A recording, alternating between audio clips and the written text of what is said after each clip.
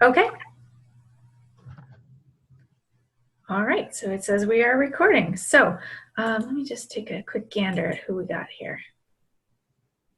All right. Well, hi everybody. As most of you know, my name is Amanda Calabrese. Thank you so much for having me here today. I just want to share a little bit of my background for those of you who might not know what my situation is. This is my 6th year working for SUNY Delhi. I spent 4 years working physically on campus, and then last August in 2014, I moved away and started working online full-time. So I've done 1 full year online now, and yeah, it's been a really interesting year. So what I'm going to present for you today is just a basic overview of what an online librarian can do for you and for your students. Some of you may recognize the Prezi. It's the same one that I used for my workshop in January, but there have been some significant updates since then. And I saved the Prezi because I think it's a good visual metaphor. So I'm going to share my screen so that we can take a look at that.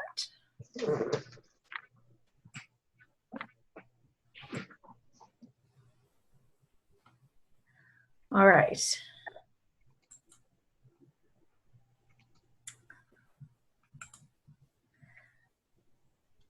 Okay, so everybody's seeing my Librarian is in online Arctic scene?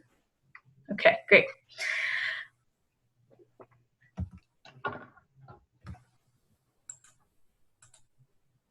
Okay, so as I said, we're here to talk about what an online librarian can do for you and for your students. And as I said, I've been doing this for a little over a year now, and I can tell you that I have heard every time I have to answer the question of, oh, what do you do? And I say that I'm a librarian, but I work from home. I get some variation on this question. How can you be a librarian if you aren't where the books are? Maybe some of the more polite people will just say, oh, I've never heard of that, but really this is the subtext. How can you be a librarian? Because don't librarians have to shelve books? As most of you know, of course, though, books are really just the tip of the iceberg, which is what we have here. So we're going to go below the waterline to the other things that an online librarian can do. So first among this is answering questions, answering reference questions, helping with research, APA citations, whatever it is. This was a major component of my job when I was on campus, and that hasn't really changed. So we have a lot of different modes for students to ask questions of us. We have instant messaging. Some of you have seen the Ask a Librarian chat box. It's on the right-hand side of the library's website, some of our databases in LibGuides, which I'll talk about later. So that's our local chat box. Students can type in that chat to ask questions. Anytime that librarians from Delhi are signed in, that chat box is available. When nobody's signed in, which is a good thing, the chat box disappears and it changes to direct students to our 24/7 chat service. So this is a cooperatively staffed instant message service. So students can send messages literally anytime, 24/7, to get help with whatever they need from the library. So as I mentioned, it's cooperative. We staff only 3 hours per week in that service, and in return, it's available to our students 24/7. So it's librarians from other colleges that are there to answer their questions, but we've provided as much information as we can to those librarians so that they can answer our students' questions appropriately. So in addition to the different chat options, we have text messaging. Students can text us. Again, that only works when librarians are available. They can email us, or they can email me directly. They can call us.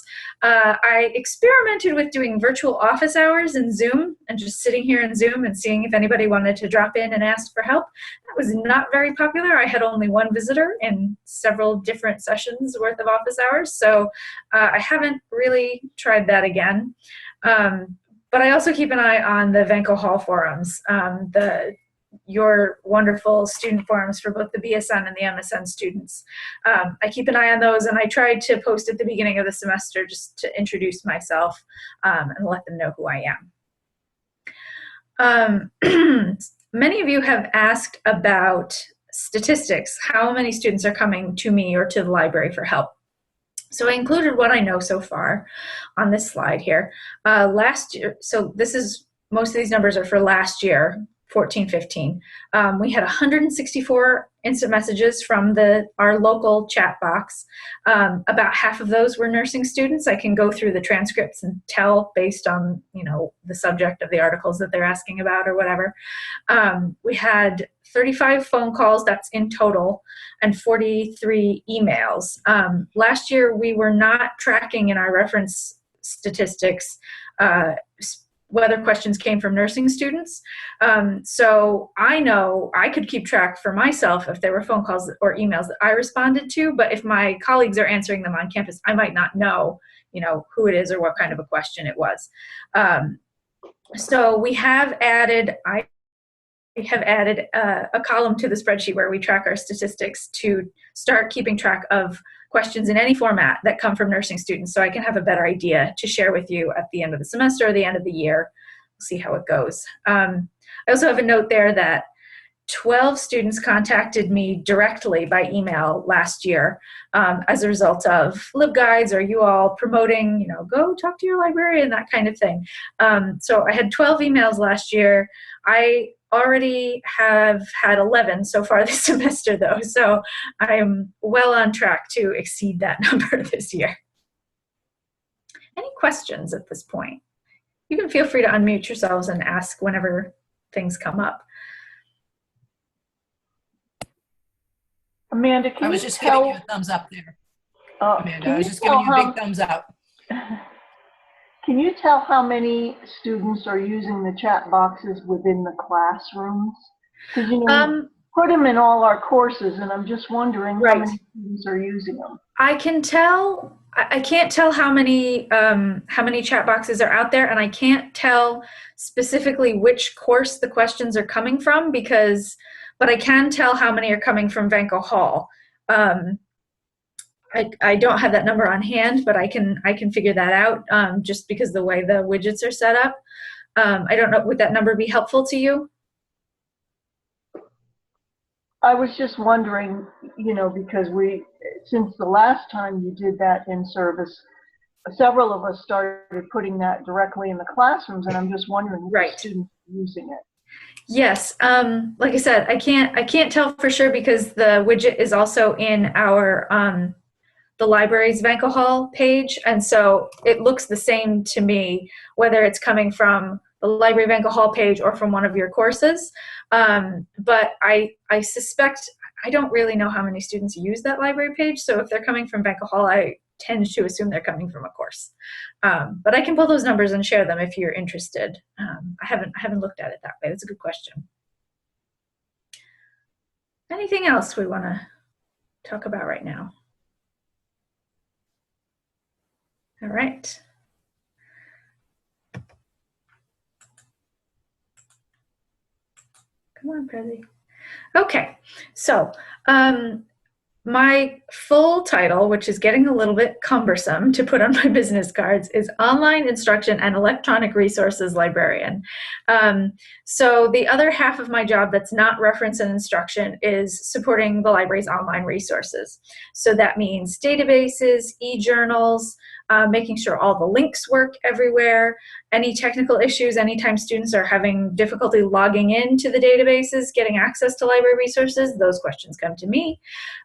It also means that I create a lot of documentation and video tutorials for how to navigate the different e-resources.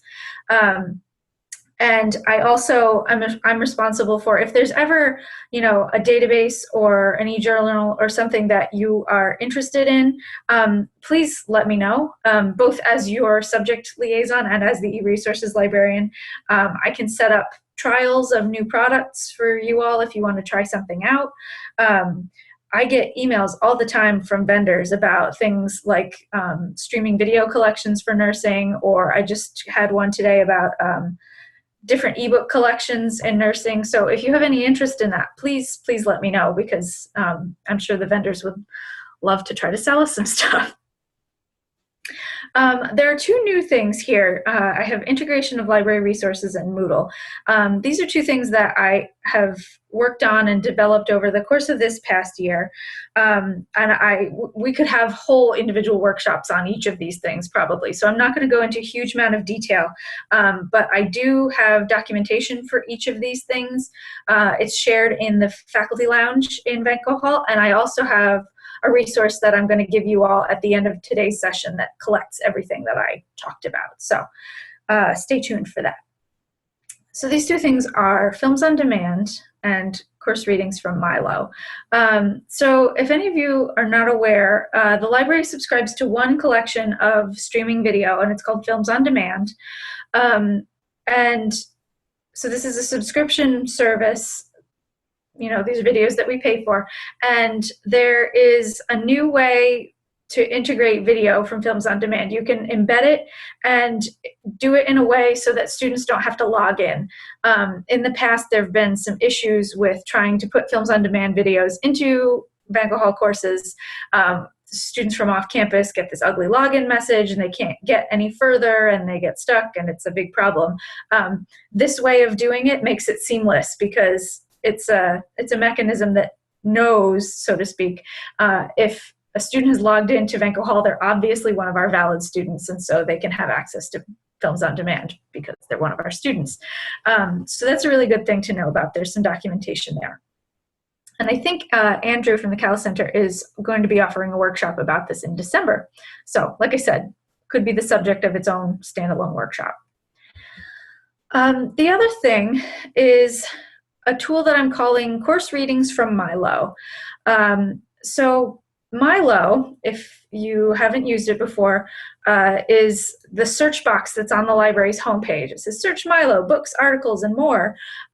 Milo is a search that combines practically everything that the library provides access to all in one search. So it's literally searching almost everything, all the ebooks, all the journals, all the print books, even the stuff that's in the physical collection. It's all in one place. So what this tool does is that you can create a reading list of content from Milo. From the instructor's perspective, you go in, you add this tool, you open it up, and it gives you a search interface. And so you can search for whatever topic, and then whatever articles, ebooks come up, you can add them to a reading list for students. This is the view that the students would see. So it's this nice, easy list. They can click on these links. It takes them right through into the database to the full text of these items. In my example here, I have a couple of articles. I have, the bottom one is an ebook.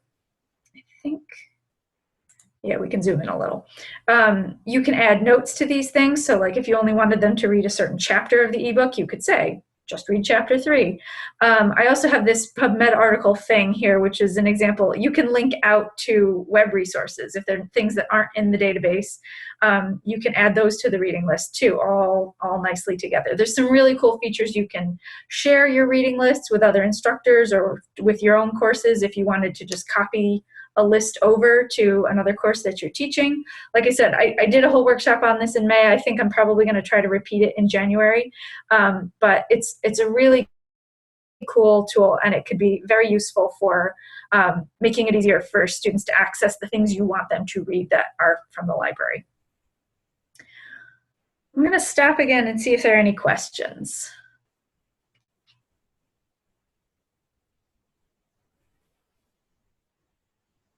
Okay. So Amanda, this is Mary Pat. Hi. Hi. So again, maybe I missed this. How does this get populated?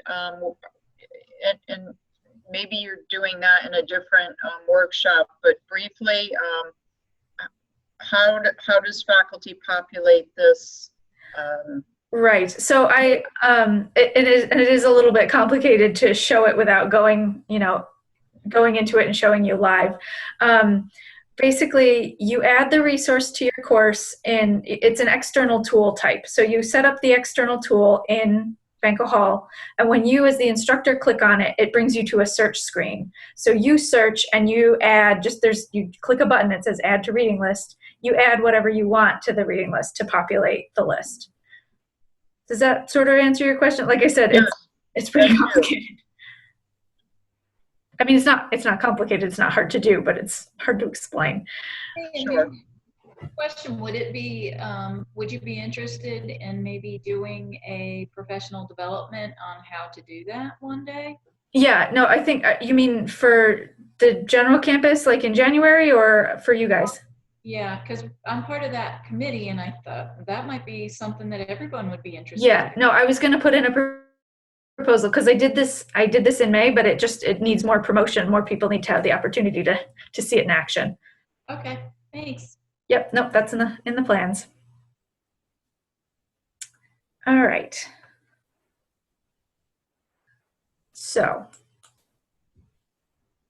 So we have the reference part of my job, the database part of my job, and then of course the major other part of my job is instruction, library instruction.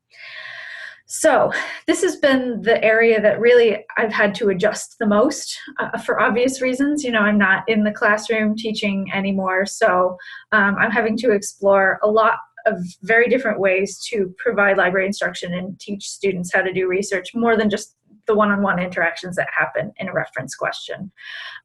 So like I said, I've tried a bunch of different things, both asynchronous and synchronous.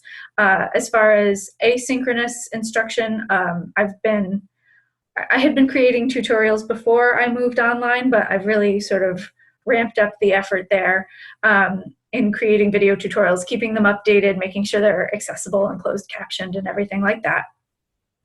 I have a whole page here with all of the video tutorials that I've created. It's called Help and How-Tos. That's linked in various places, so you'll be able to get to it later.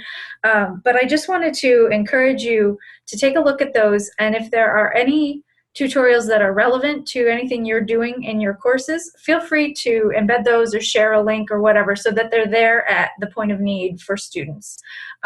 For example, one of my tutorials is how to find an article from a citation. So if you give the students a citation for an article you want them to read and you don't link it, most of the time they'll go and search in CINAHL, and if it's not in CINAHL, they won't be able to find it, and they come to us in a panic, which, again, we don't mind helping them. But if it's the middle of the night, we want them to be able to get help. So if you add, you know, if you share that with the students, this tutorial about here's how to find this article, even if it's not in CINAHL, you know, that could be a good way to get this information in more places. What else? So that's an asynchronous mode. The other major asynchronous thing I've been doing is creating LibGuides, and I'm going to talk about those in just a second in a little more detail. As far as synchronous options, I have been teaching some sessions in Zoom, sort of like we're doing here. Becky and Lisa Tessier have been gracious enough to let me experiment on their students. So I have offered, I think it came out to like 12 different sessions last semester for UNIV 300 and Lisa's Arts 300. The UNIV one covers, you know, just the basics. Here's what we want you to know about searching the library to get started. And the Arts 300 one is more specific and tailored to their big research assignment that they have. I also, you know, I record these sessions to make them available for students who can't be there, you know, being sensitive to the fact that on the one hand, I think it's sometimes helpful to show these skills synchronously so that we can talk about them, students and I can talk about them in real time and see the same screen at the same time. But on the other hand, you know, we want to be sensitive to the fact that I know these students have incredibly busy schedules and it's sometimes hard to fit in a face-to-face meeting time. I will say that I have 5 sessions scheduled this week for UNIV. I had one last night and I had 2 students, which is good. That's the record for how many I've ever had. But this time I offered a sign-up genius so the students could sign up for what time so that I would see, you know, if nobody's interested in coming on Friday at 8 a.m., I just won't offer that session.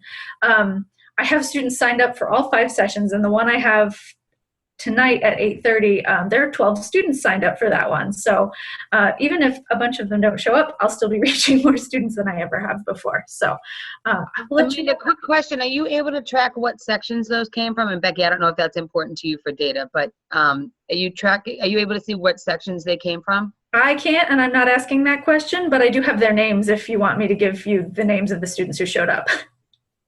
What, Lori, what do you think we might need that for? I just thought it might be interesting to see just kind of where they were coming from, and sort of how UNIV ends up being sort of our temperature baseline for success sometimes. It just is curious how many of them are reaching out, and then sort of what their assignments look like this week, if they were better or worse, if they actually had the instruction with Amanda ahead of time. That's up to you guys. I mean, I have, like I said, I have their names because of the Sign Up Genius. So I mean, I think it would be interesting. I mean, the goal is to help the student perform. I mean, in terms of an outcome. So other than satisfaction, it would be nice to see if there was some, correlation with performance. Right. That was my thinking was, from a research perspective, if students had actually had pre-instruction other than what we provide in the course, if they had additional instruction, if they actually did better on the assignment than those that opted not to do that. That would be appropriate for sure in the week 5, because that's when they get introduced to the library. And they have to start writing. Right. And I know, I am conscious of trying to separate the effect of, because these sessions aren't required. So students who are motivated enough to attend one probably are a little ahead anyway. Right. So, all right. So the one other point I have here before we talk about LibGuides is assisting with designing research assignments.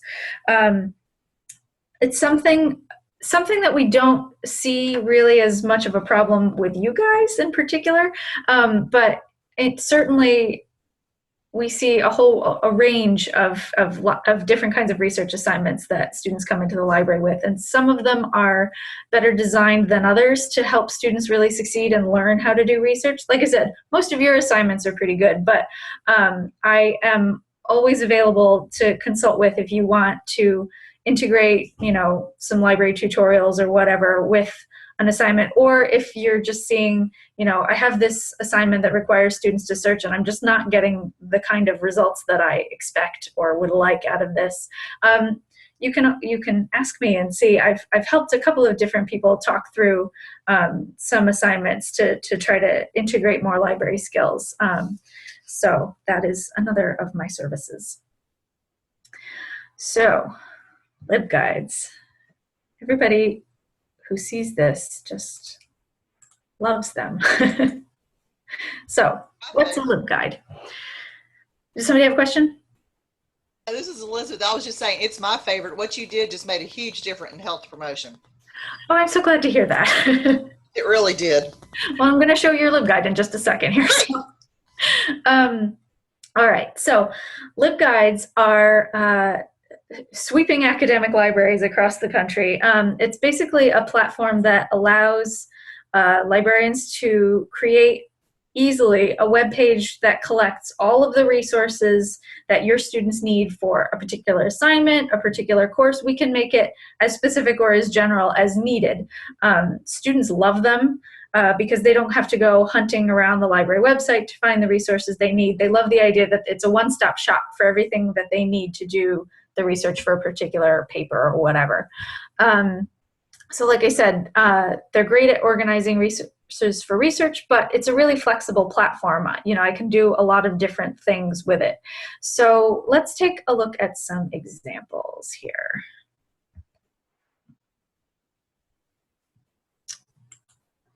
So I've worked with a number of different faculty over the past year to create LibGuides, and you'll see what I'm talking about in terms of the variation in what you can do with it, how you can organize them. They look basically the same because that's one of the best practices for LibGuides is to have, a consistent color scheme and general appearance, because that helps students recognize what they're looking at. So I'll start with this one. I mentioned that I've been working with Lisa Tessier on her Arts and Health course. And so this guide focuses on, they have one big research project, a research paper, and then they have to present at the end of the semester.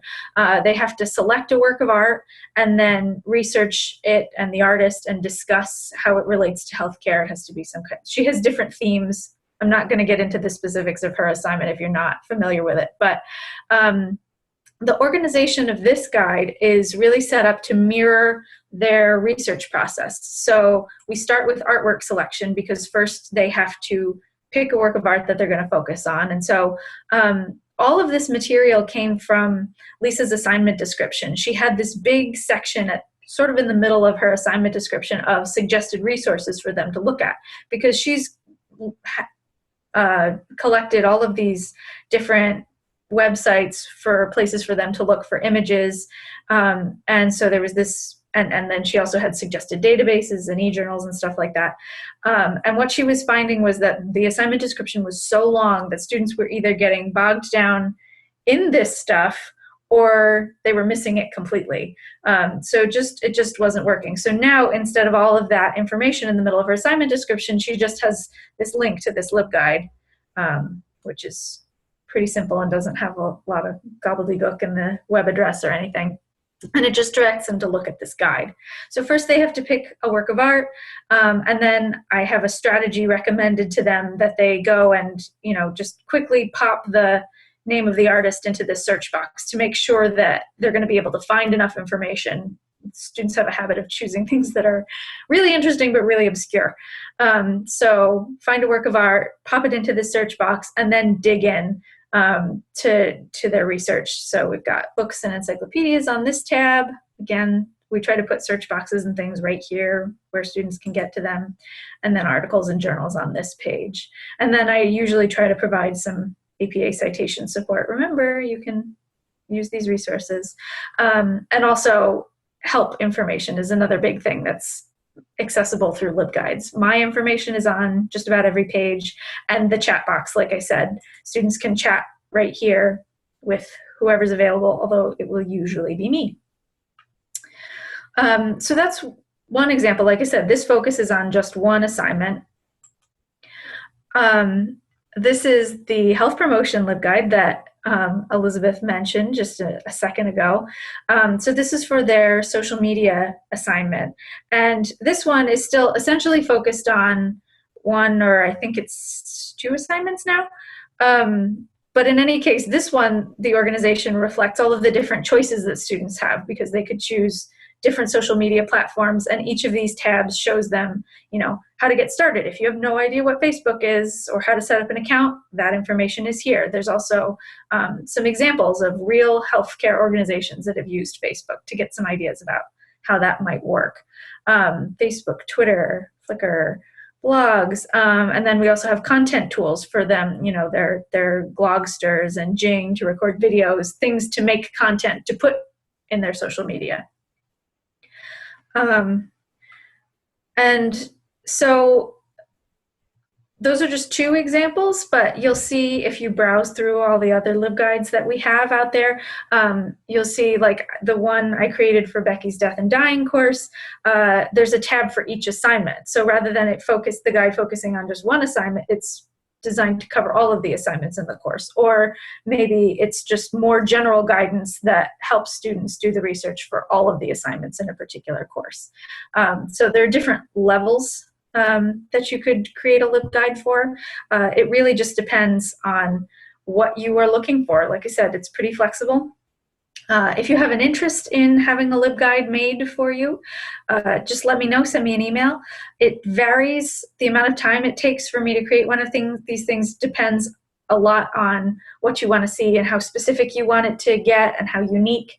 And the other thing, what is the other thing? Oh, and as far as what you need to provide to me in order to make the guide, again, it depends on what you want to see. Generally, assignment descriptions are helpful for me to see so that I can really understand what the students need to do and provide the support. But again, it totally depends on what you want. While we're here looking at LibGuides, this is something that drives me nuts about Zoom. The screen share gets in the way of navigating my tabs. While we're here in LibGuides, this is the guide that I mentioned where I've collected all of the tutorials, this help and how-tos. It's guides.delhi.edu/help. So they are all here. Most of the ones that you would need to use are in YouTube format, so you can just click this and it takes you out to YouTube if you want to grab a link. So these are for finding articles, and then I've separated them from navigating specific database interfaces. So these are all here too. Any questions at this point?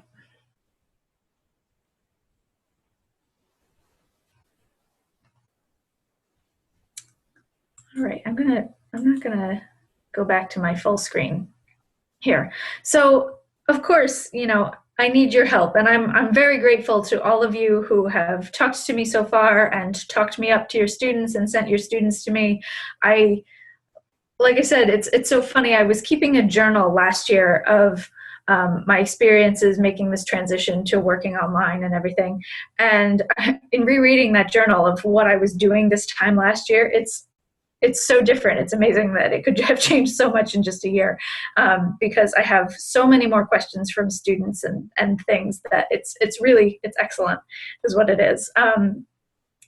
But you know, you all are really my best marketing is to spread the word with each other and with your students and tell them, you know, there's this librarian, she's really nice, she can help you. So this is the take home that I promised you. It's guides.delhi.edu/faculty, and this will be recorded. I can send this out in email if you'd like it. But this is something I've been thinking about developing, and it's very much a preliminary sort of work in progress. I wanted to throw together the things I was going to show you guys and have one place for you to look for all of it. But again, this is a work in progress. So if there's anything else you would like me to add to this page, because I don't even have a focus on whether this should just be for online faculty or whether I should make this accessible to everybody or what. I haven't quite gotten there yet. But anyway, this is your page here.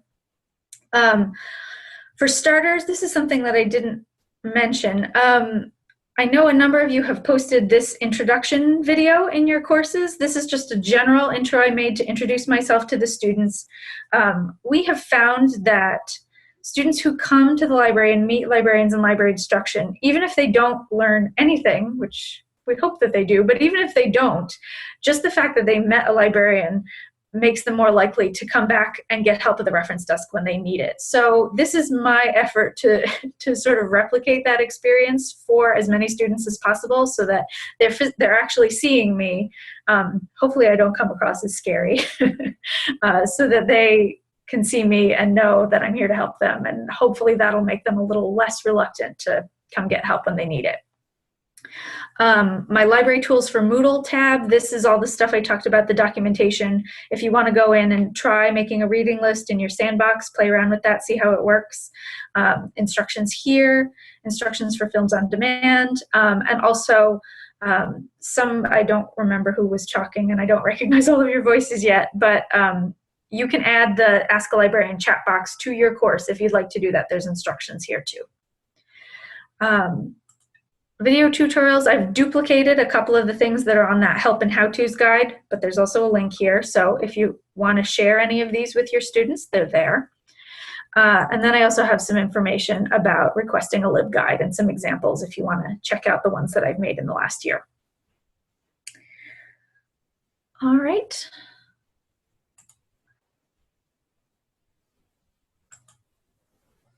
So that's about all I have for you, except to say that, like I said, as much as has changed in the last year, I'm still very much exploring the best ways to provide service to you and your students. You know, this is still the library's project in figuring out the best way to support our online community. So please let me know anything that you'd like to see, anything you want help with that we're not currently helping with.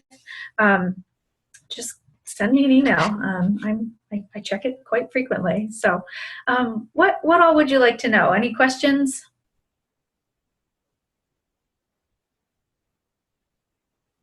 Amanda, I appreciate all the work that you've done in the help. I'm going to look and review the UNIV materials and see if we can provide just a direct link to your video tutorials, streamline it a little bit better. Okay.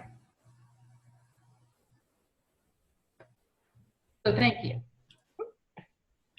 I'm not sure, but would it be possible to add the little, just that it's really like a minute and a half, I think, the one where Amanda introduces herself, and make that something, and I don't know what the policy is, but make that something that students have to watch in order to progress through, like we do the academic integrity policy. I mean, it's literally, does it feel like I have to meet me? No, well, I mean, you know, honestly, Amanda, that video, you're cute, you're perky, you just say hi, all your contact information is there. It's only a minute long. And the students that I have had that resisted me for the first 3 weeks, not resisted, they resisted going to you. And then afterwards, you know, I had a couple students last semester that said they wished, in the spring, they wished they had gone sooner. Like they didn't know what their barrier was to asking for help. I know, and I mean that's something I think I've talked with you about the fact that it's something that I think all librarians struggle with, and it's just a complete mystery to me because my own sister and my own husband would rather come to me for help than to the librarians at their respective institutions. So there is, you know, a lot of them are finding people in their lives that they would rather ask, and I know that. And that's okay, as long as, you know, but I don't know. I think it's just a very short video of, hi, I'm Amanda. You know, again, that's just a thought to make that just something that everybody else thinks. Yeah. Do you think that it's just that it's another step? You know, that if it were more contained and accessible in the class, that it would draw their attention? Are you directing that question at me, Mary Pat? Yeah, or anybody. Yeah. Because I have Amanda's name on my welcome page, and it links to that intro video. And then also in each, like you know, other people do, the Patho Lib Guide. And I mean, there's APA citations right there in that Patho Lib Guide. And I know that probably half the students are not looking at that because it tells you exactly how to do it. So I don't know how much easier it can be in Patho. I can only speak for Patho, but I think maybe just forcing them to watch a minute video might be I don't know. Maybe we could test it out and see if there's an increase. You're collecting data now anyway, Amanda, and maybe in the next session of Patho, even if it's just my course, I don't know if I can do that, Mary Pat, but you know, just require them to watch that minute video of, hi, I'm Amanda. I think one of the issues is we do have a constructivist approach, and I don't think forcing anyone to do anything other than the academic integrity policy is such a great idea. But I think that you can embed the video into an early announcement, and that might be valuable. I'm not a fan of mandatory learning, like this is how you have to learn.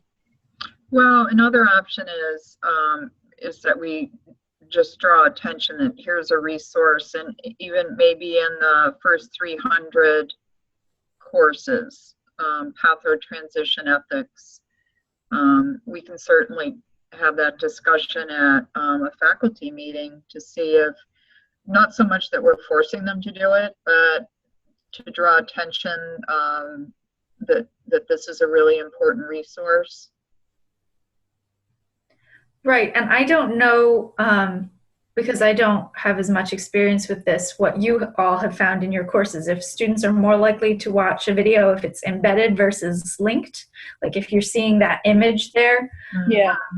Yeah. I think they just hit play and Right. watch it if it's right in front of them and available. Yeah.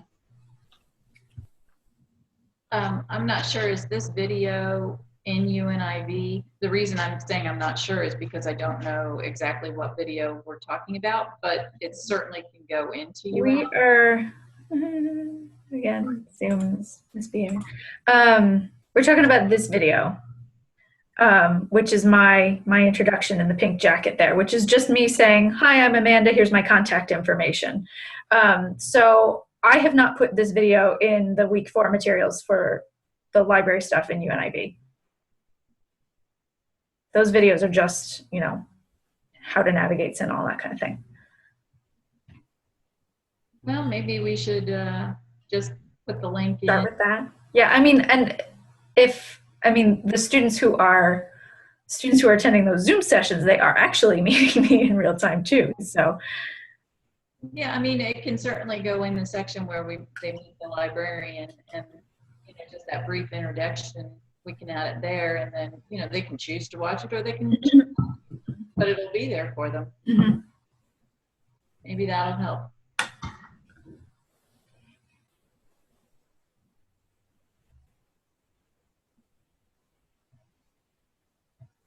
All right. Anything else? I want to make sure everybody gets this here, so you can get back and look at whatever you want later.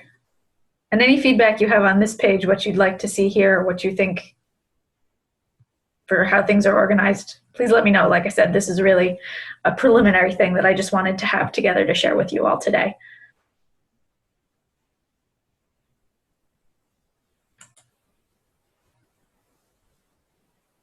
Amanda, I'm just curious, would you be willing to share your feedback from the students from the Zoom sessions? And Certainly.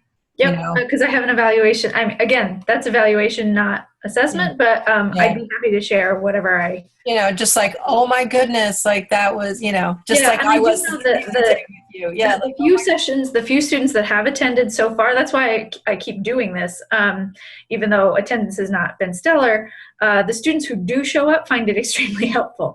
So that's motivation to keep going. I had one student last semester post a note to the rest of the class saying that it was valuable and they should attend if they get a chance. Yeah. Amanda, quick question. I'm wondering, should we, and I'm sorry, I was just letting the dog out because she was being obnoxious.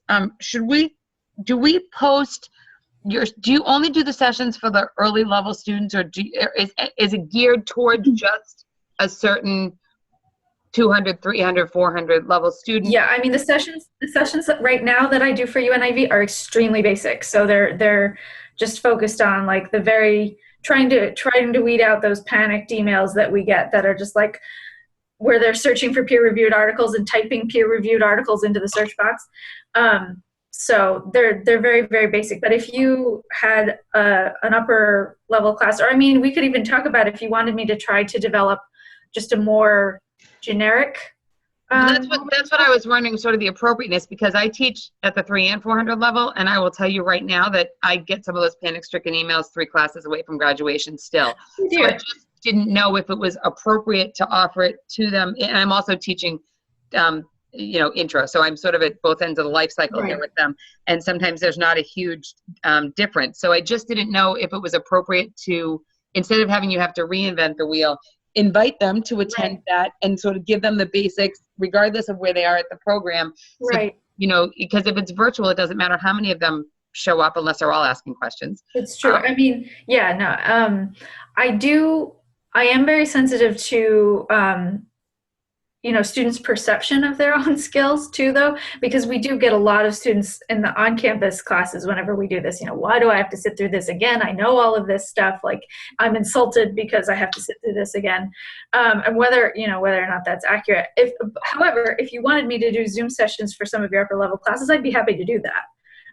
Just so, generally in the library, we prefer to do more course-tailored instruction because when I am showing them how to do research for a specific assignment, it sticks a lot better than if it's generic. Right. Okay, I mean, I think sometimes too, they're much more amenable to do you have an option to go, like, here's your resource and you can use it if you want to use it, as opposed to, we all know the pushback we get when we say you have to do this. And so I just didn't know if it was something that we just sort of said, here are your 6 sessions, September to December. Right. You can drop in at any point and get some additional resources. And it's there if they want it. It's not if they don't. And then we could evaluate it after like a full academic year to see how many students actually took advantage of that resource. Kind of like we did with Brent when he first started. Like, we kind of just tracked what usage was and then improved, quality of writing or, whatever. And like I said, right now, the sessions that I'm offering are for specific courses. They are for UNIV. The announcements are going out in those courses. Again, I wouldn't be opposed to having other students attend those, but I'd worry that, they would realize, oh, this is for the orientation course. Like, this is too basic for me. And as I said, I did try doing like an office hours drop-in thing, and I got nothing. I'd be willing to try it again if you think that students would attend, but I'll be honest, it's kind of a bummer to sit here on Zoom for an hour by myself. Well, and the advisors tried that as well, Amanda. They had open office hours in the evening, thinking that might be a good resource. Not that it's comparable, but they had zip attendance. So. Yeah.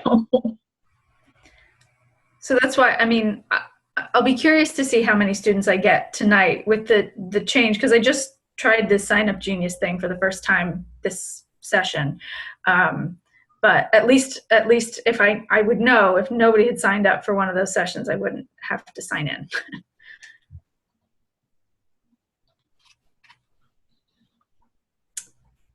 Anything else?